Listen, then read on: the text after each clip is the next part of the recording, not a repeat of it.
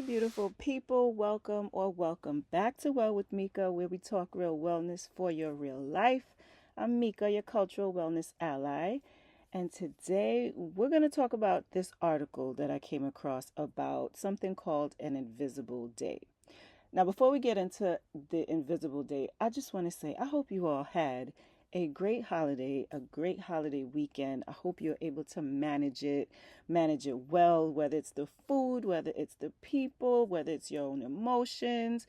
I hope and pray that you all were able to get through it in the best way possible, okay? So this brings us to this whole invisible day. Basically, what it is a deliberate pause from your devices and all the digital noise. And now, what I want to do is not just explain the trend, I want to really show you where this idea comes from, why it matters for your nervous system, and how you can actually do it when you just need to keep it all together, especially if you're the one holding your family together, all right? Now, I want you to really think about the last time you read a whole article or listened to a whole video without getting pulled away by some notification. Or maybe even the last time there was dinner where there were no phones at the table. Does that feel normal, like a common thing? Or is it like, all right, we don't even do that? I really want you to think about that. Because that is not because you lack discipline. It's really because your attention, let me tell you, that attention right there is under siege. An economist named Herbert Simon, he said it decades ago. He said, a wealth of information creates a poverty of attention. And that man was right, okay? And guess what? It has gotten worse. You wake up and immediately what you look for, your phone. That's a hit of stress hormones right there. Then the notification pings during your dinner time. Another hit. Someone posts something that makes you anxious. There goes another hit. Your body never really fully comes down from that low grade activation. So today we're going to talk about why stepping back matters and how to do it realistically, okay? Because I know sometimes all this advice can feel like how you expect me to do that, right? Where they do that at? So let's figure it out. So what's new, right? For thousands of years, cultures had rhythms of rest. We had the Sabbath, right? Weekly pauses, contemplated retreats, those things happened. Now, these protected attention and social connection. What's different now? The scale and the speed. All right, your smartphones and the platforms use designed feeds. That means infinite scrolls and push notifications. Mechanisms that are engineered to keep you what? Coming back. All right? They want you to you have to be the return customer. And this isn't some conspiracy theory. It's really how the business model works. So researchers have been documenting this for years. Nicholas Carr asked if the internet is making us shallow. Cal Newport advocates for digital Sabbaths and calls it digital minimalism. Tristan Harris and the Center for Humane Technology, they exposed how platforms harvest our attention by design. And the science backs it all up. So, a 2025 control study blocked participants' mobile internet for 2 weeks. What do you think the results were? You think it was negative? What you think? They had improved mood, better sustained attention, and higher subjective well meaning. So, just meaning if you ask them, they just said, you know what, I feel better. So, this isn't a trend. It's actually a response to what research is telling us. Chronic digital stimulation affects our stress, our focus, and our relationships. Now we have to talk about what's happening in your body. Our stress system evolved for what science calls acute threats. That means a predator, a crisis, okay? That system is excellent for the short bursts. But your phone, on the other hand, that creates that chronic low grade activation, alerts, comparison, social performance anxiety. That keeps the cortisol elevated, and your sympathetic nervous system is just like on that constant hum. And then over time, this contributes to anxiety, sleep disruption, and that tired but wired feeling so many of us call overwhelm. So now this 2025 study that I mentioned found that less continuous demand on attention equals what? More capacity for that deep rest and mental clarity. Your nervous system needs breaks to reset, and phones make those breaks almost impossible, okay? Now we have to get into who carries that weight differently because we have to keep it real here. Many of us, especially women, especially caregivers, manage family calendars, school updates, work communications, and emotional labor. We are expected to constantly be available.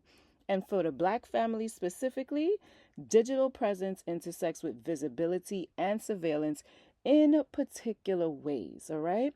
Scholars like Ruha Benjamin and Sophia Noble remind us that technology is not neutral. It carries bias, attention burdens, and sometimes it harms certain communities more. That surveillance piece, it's real. Rest is not just personal wellness, it's also political. Thinkers like Adrienne Marie Brown and Tricia Hersey from the NAP Ministry reframe rest as communal, joyful, and necessary, not indulgent. When you disconnect, you're reclaiming care for yourself and modeling healthy rhythms for those around you.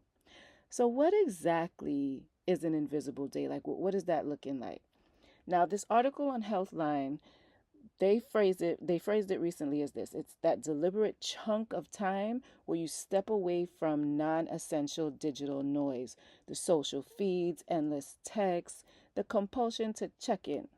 Now, a quick note: this isn't the same as raw dogging boredom. If you've heard about the viral trend about enduring, let's say, flights or anything with zero stimulation, that's really about, toughness. And this is more so about restoration. It's not really depriving yourself. This is more you're choosing meaningful presence over digital noise. The goal isn't silence or even silence as punishment. It's really more like a ritual pause that gives your nervous system space to restore itself. And then here's the beauty, because invisible days, they come in many sizes: a full 24 hours, maybe just an afternoon, a Sunday morning, or a 2 hour window. The point is intentionality and boundaries. It's not really perfection or punishment. Now, okay, we have to get to the useful part, right? Here are some scalable options. So please choose one that fits your life. Number one, the micro reset. Here we're talking like 2 hours, all right? Pick 2 hours this week. Turn on your do not disturb. Put your phone down in another room. Yes, not next to you, not where you can see it. Put it away, all right? Just get rid of it and use that time to walk, cook without it, nap, journal, have a face to face conversation without phone in hand, and stack those small wins, okay? Number two, maybe have a tech light evening. How about like a half a day? Declare your bedroom a device free zone for sleep, or maybe create no screens at the dinner rule. If you have kids, explain the plan in advance so no one goes crazy. Frame it as maybe family time. We're not going to put it like, oh, we're punishing anybody, because this is not punishment, all right? Number three, the weekly digital Sabbath. Choose a regular weekly window where non-essential devices are off. If you're on a call for work, set clear windows for scheduled check-ins. Cal Newport calls this a digital declutter. Decide what tech supports your values and remove the rest. Just get rid of them. Number four, we're going to talk workday boundaries. Set email and message windows instead of constant monitoring. So you have your time set where you check. Process messages in 2 or 3 blocks per day instead of that reflexive responding. So, in other words, just batch it, okay? Then, number five, systemic moves, sorry. If you're in a workplace or community group, advocate for right to disconnect policies or device free meetings, okay?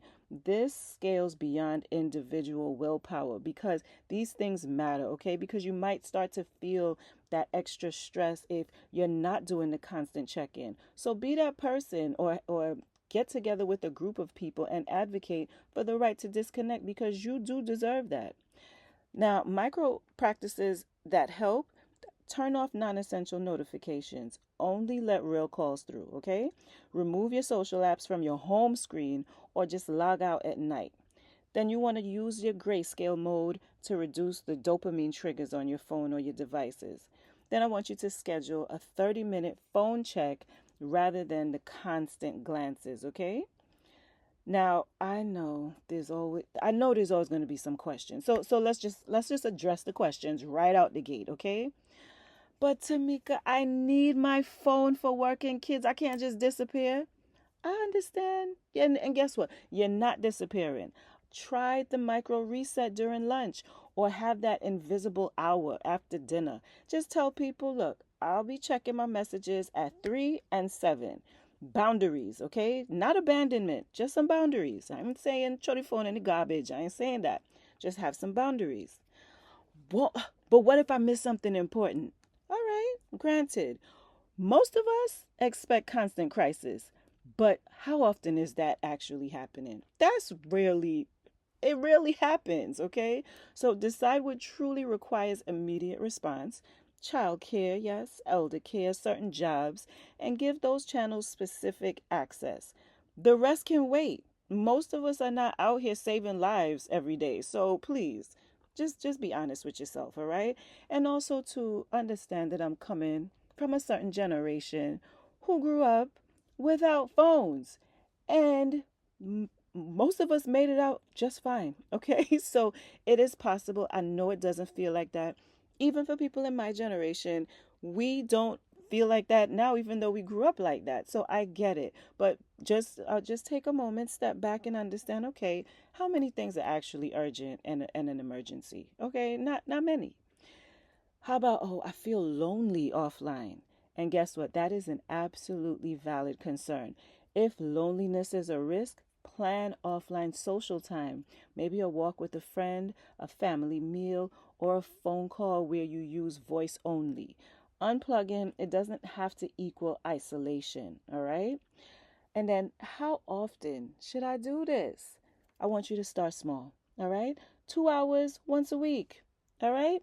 If you notice any benefits like you get better sleep or less anxiety, then you could expand that out to maybe like a half a day or a weekly practice, okay? I'm not saying go all in, go for 24 hours, 48 hours and just disconnect. You don't have to do that. We have the micro resets, okay? Now, I want to return to that bigger frame. Rest is not selfish, okay? Let's go back to Trisha Hersey, who argues that rest is resistance against a system that monetizes our exhaustion, okay? Adrienne Marie Brown invites us to think of pleasure and rest as essential to collective healing, and other scholars remind us that tech is embedded in racial and social power. So reclaiming your attention is also about reclaiming dignity. Just like when we boycotted certain stores to reclaim our power to show that our dollars matter, it's the same thing with your attention, okay? When you put down your phone, you're not running from responsibility. You're really modeling healthier rhythms for the children in your life. You're protecting your relationships and you are participating in community care, right? So here's your practical invitation this week. I just want you to choose one option and try it. This little tiny challenge, 2 hour micro set reset. Okay? Sorry, a micro reset. Before it starts, you could tell one person why you're doing it because having a witness, it helps. After, journal 2 things you noticed. One physical, maybe it was sleep, maybe it was tension or stress, and one emotional, maybe your mood, your presence. And I hope and pray that this episode resonated with you. If it did, share it with one person, maybe a partner, a sibling, a neighbor. Invite them to try the challenge with you. You don't have to announce it to the world, it could just be one person and just get it done, get it done together. Please don't hesitate to leave a comment. Let me know if you will try it, okay? And here's the thing, like I said, you don't have to announce it to everyone, but you also don't even have to announce it as, hey, I'm doing this wellness practice. You can just say, look, I'm taking a break from my phone this afternoon, and that's that. That simple. All right. So remember, the invisible day is not a moral test, it's really a tool, one you can scale to your life, your caregiving duties, and your community. All right. The goal is creating pockets of real rest and human contact in a world that is constantly pushing us away from them. All right. I'll put in the show notes all the sources and maybe even a short guide in the episode description so you can go deeper. As always, thank you for being here. Thank you for being kind to your body and staying real, okay? Until next time, as always, happy healthing. Peace.